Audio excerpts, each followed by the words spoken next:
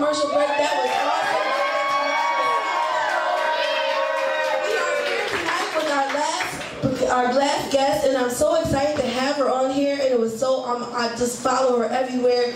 I love her poetry. She is one of the most sensual, sexual poets that I know, but also intellectual. Don't get it twisted. She can talk dirty, but she also can talk smart. She's a mother. She's fun. She's living the life. I love her, and I just want you guys to put your hands together for Miss Cupid.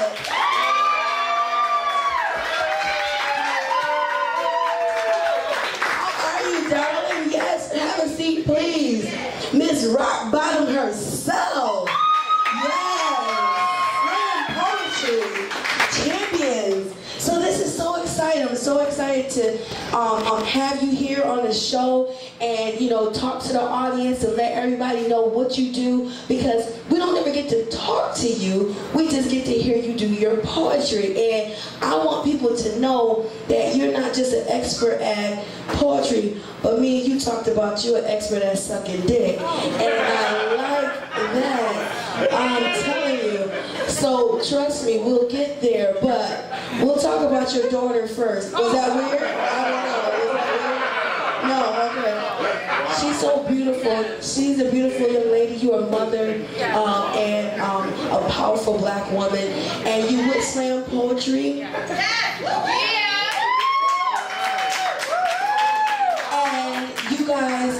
You guys have traveled all upstate New York. Tell us a little about slam poetry. All right. So I'm a part of Rock Bottom Slam Collective. Specifically, we have a team in Rochester. We've competed in Albany. We've competed in New York City. We're supposed to be going to DC. We've competed locally here in Rochester. And all of us have different styles. All of us have different niches, different topics that are very near and dear to our hearts, and mine happens to be sex. I think people think I'm kind of, I don't know, I think people might think I'm perverted or that I don't know anything else besides sex. I'm actually really a novice, but I feel like, give it up for the perverts, I guess. But I write about sex because it's very taboo. People don't talk about sex a lot. And when people do talk about sex, they talk about penis going into vagina, cum everywhere, and then I might call you next week. That's how it's discussed. People don't typically talk about the sensuality of it, whether it's a minute or an hour or a day of sex. It's always sensual, no matter how quick it is. So that's what I like to talk about. And the crazy thing about it is because I'm such a sexual comedian, like all my jokes are always coming to like sex. I mean, my mind stays on sex a lot. Probably because I have sex a lot. Give it up for sex. You see me rocking in this chair a lot because I'm gonna have to get some of that lubricant that Tracy has, because I have a very well loved out husband, and yeah, so my vagina just cries every time I see a penis. It's just,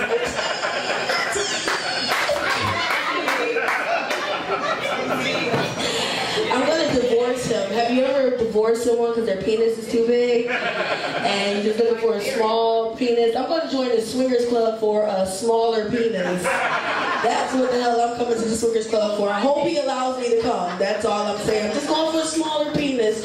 Just give the vagina a break from King Kong Tunt.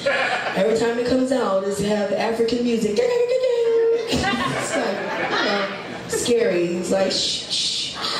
Like The Shining. Red rock. Okay, enough of me. See how tortured I am? I'm not tortured. So, when I first fell in love with you, it was probably about maybe 6 years ago.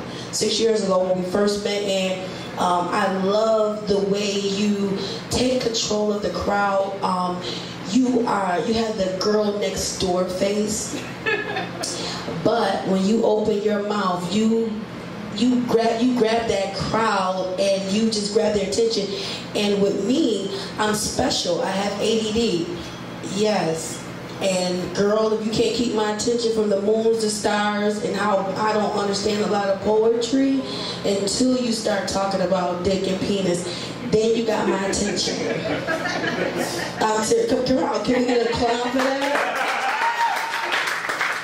A lot of poetry you don't know. You be like, what are they talking about? Like, why did this, what happened to Mother Hubbard? I don't know. But you guys, you take this and you make it, you paint a picture with your words. And it's not like you said, you don't just say, suck, fuck, cum, tongue, bum, bum. You actually give us a story.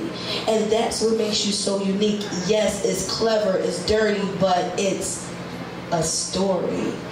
And what gave you the passion to want to write and do poetry?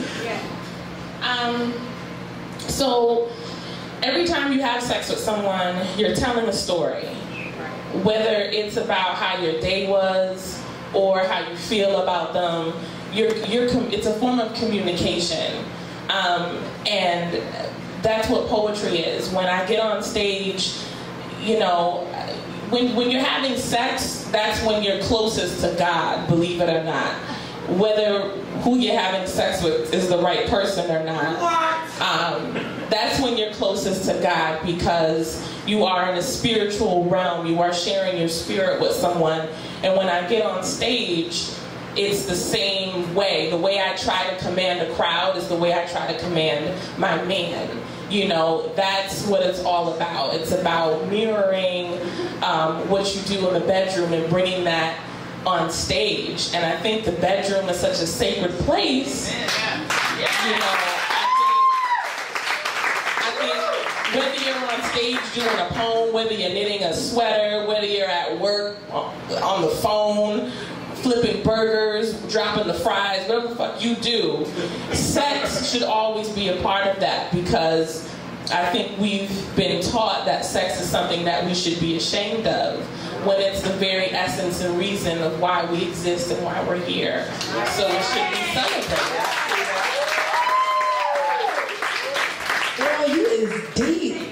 Yo, you trying to take, what is her, Angela? What you trying to be? Angela, what you trying to be? Look, everybody mad because I messed up her name. Somebody gonna tweet it like, well, how you don't know my Angela's name?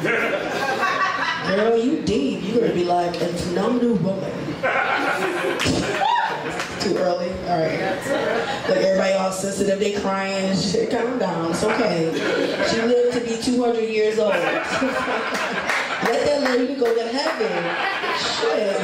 Let her enjoy the pearly gates. Fuck, she done gave you guys enough scriptures and enough fabulous words and statements to live your life. Let that bitch go to heaven and enjoy some goddamn pearly gates. I love my aunt. I love her. 200 years old. They mad because she died. 200 years old. I really love her. But you know, now a lot of people always say they are the expert at giving oral pleasure. Everyone thinks they are the champion of giving oral pleasure. What? Yeah. Okay. And the truth to be told, a lot of men think because you do the alphabet when you're eating our vaginas, you've done something.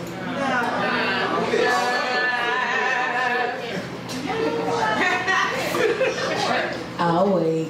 You do the Chinese. One of my audience members said they do the Chinese alphabet. But the thing is, you really need to come up and personal with your partner's body parts to know where to look at, where to make sure that you insert your tongue and make sure you're doing the right sucking at the right time and licking and, you know, just a little bit of teeth, not your whole mouth. You know what I'm saying? Just, you know, let them know you're there. But right, you know, it's too much going on. And then we got all these pros of sucking penis, but your man don't stay home. I don't understand I'm confused. Right, true. Everybody, true. So, you got a poem called Sucking, but what inspired you to write that poem? Well, I'm going to be very frank, and I don't know where this episode is going to air, but my daughter might see this in 20 years. Hopefully she'll be happy for me. But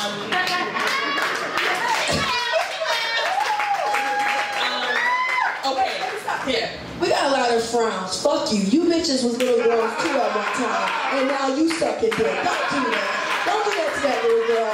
Fuck y'all. You know what I mean? No, we don't want them to suck it right now, but bitch, when you 21, let me show you some shit, okay? Cut this shit off. Everybody mad. What is this shit? You suck it on. We don't want them to suck it now. We come on and get older. God damn. You don't want your daughter to be the one that don't know how. But you don't know how. If she see this episode, she better be the best one. So, you know, I lost my virginity at a young age, very young age. And if I could change it, maybe I would, I don't know. But along with losing your virginity at a young age, you tap into things earlier. So my first experience with performing fellatio was very scary because other girls in my high school were outed. Oh, she sucked dick, she a hoe. She sucked dick, she a hoe. Sucking dick is about power. And at first, and I talk about this in the poem, at first it was something that I was very afraid of because penises, quite frankly, they're ugly.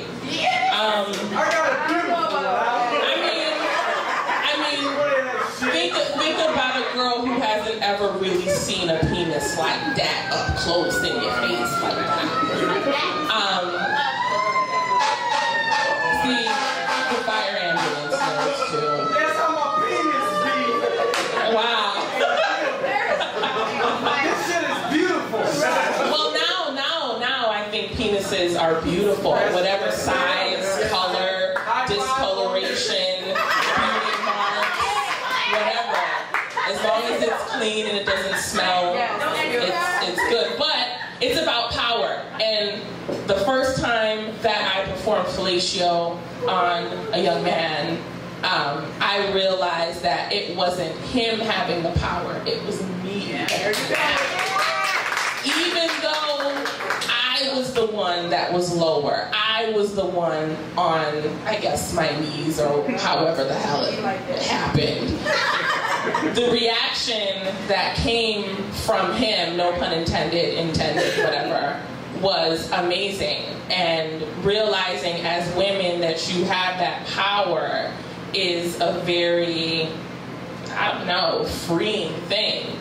And I think fellatio, sucking dick, giving head, providing brain, giving knowledge, all of that is taboo and it's not talked about. But women don't do it casually. At least make sure it's someone who's worthy of receiving it. Because it's a special thing. It's very special.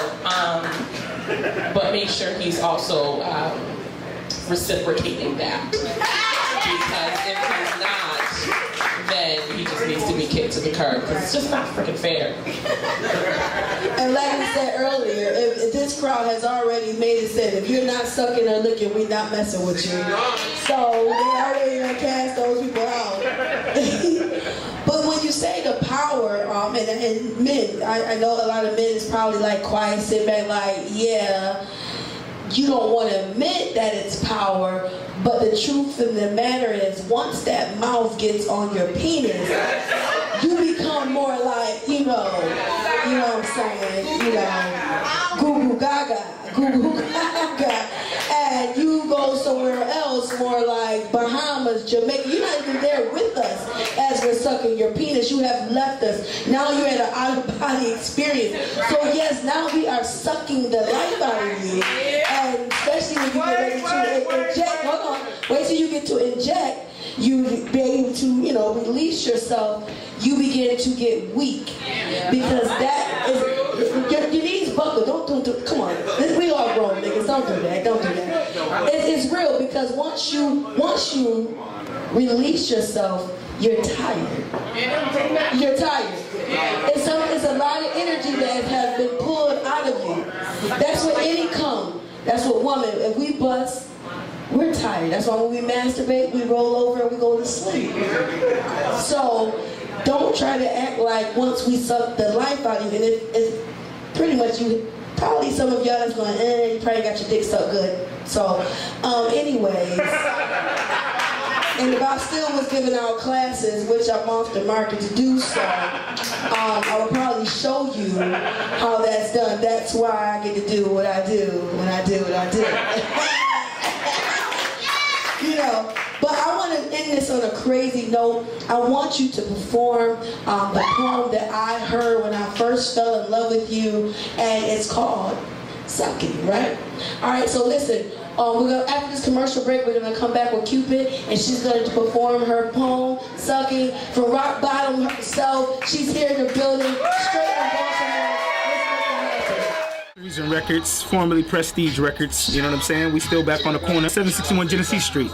We ain't leaving. Genesee and Sawyer, West Side, all day, every day. What can people come down and get from you? Oh man, they can get DVDs, CDs, movies, everything from the island. We do the tickets also too for most events that come up. It's 761, not Prestige anymore, but it's still the same thing.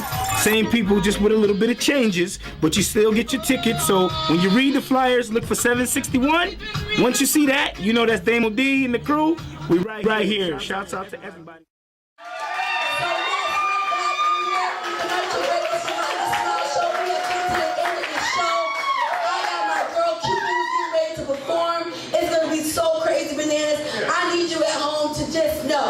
That she's in the building, and make sure you follow her. Get your hands together for Miss Cupid herself.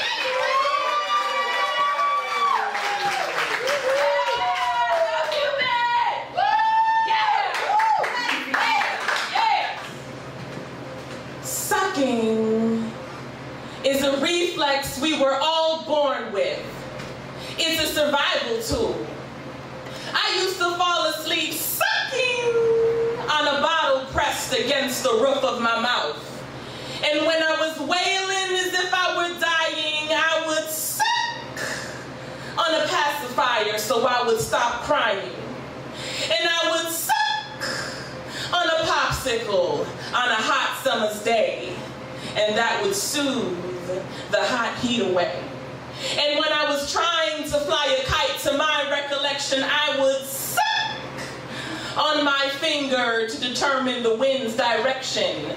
But in grade school, it was totally uncool and extremely taboo to partake in specific sucking activities with certain extremities that dealt with certain organs or orgasmic proportions and origins, protruding like flailing Florida oranges with delicate foreskins. And sometimes, depending on the circumstances surrounding the circumferences of yarmulkes or the surrounding rosaries of crucifixes, circle the decisions of precise incisions of circumcisions, and my position to involve my obsession with wrapping my poetic orifice around those soft, healed overskins or foreskins, or those dense, darker, folding, sweeter twin skins, falling in between the natural, sweet, smelly, funky musk clips of man's skins, shot through my nubile body like hot masturbation bubble bath water. You see, sucking dick is a reflex for me. But it used to be a part of me that I took shame in. I thought I had to look that shit up in a medical dictionary for a specific name, and it came to me one night as I was coming that perhaps this was okay, that perhaps sharing is caring, and my larynx was sharing and daring, not sparing any space in my mouth. The only space in the room was the space for sound, for the slurps and the burps and the spits and the mums and the moans and the groans and the bubbles and the troubles and the ins and the outs and the tight and the loose and the Me grabbing these as I sit in my perch so my man can give birth in the only way he can possibly conceive, on my chest, on my breasts, on my neck, on my face, on my shoulders, my arms. Yeah. The shit is better than pawns. It's protein, it's filthy. I don't need Hawaiian silky. It's sticky, I know, and it makes me so glad. I'm like deep throat because my clitoris must be misplaced, cause I've been wondering why a girl so demure and quiet finds it so hard to stick to a diet. I fail every time I try it. Maybe it's because my clit goes for a ride whenever I eat something fried, or it tickles me when I eat broccoli, and people say it looks like she masturbates whenever she consumes carbohydrates, but you can call me Linda Lovelace, baby, because my pussy is in the back of my mouth. You see, sucking is a reflex we were all born with. It's a survival tool. Now I fall asleep with the soft suppleness of dick to my lips. And when I'm wailing like I'm dying, the smoothly rippled tender satisfies my crying. And hot, lovely something on a cold winter's eve could warm me better than the sweater sleeve. And when I'm trying to fly a kite, to my recollection, well, I don't have time to fly kites because I'm busy sucking dick. Good night.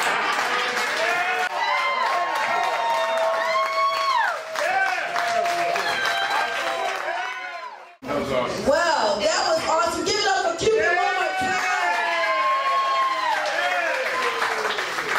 We have come to the end of our show. This is so phenomenal. I want you to give all my guests a round of applause. I had Tracy, William, Cupid, Christine, and everyone that's in Taja's in the class.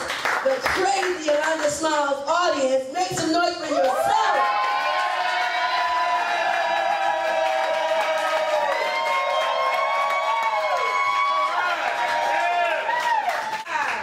And one thing I want to say, like I said, if you're not follow me, follow me. I'm Yolanda Smilez on Facebook, on Twitter, on Instagram, and it's Yolanda Smilez with a Z. Follow me. We're going to go to the roof. And always remember, always say this, no matter what you're going through, remember, you will smile again. Good night. Good night.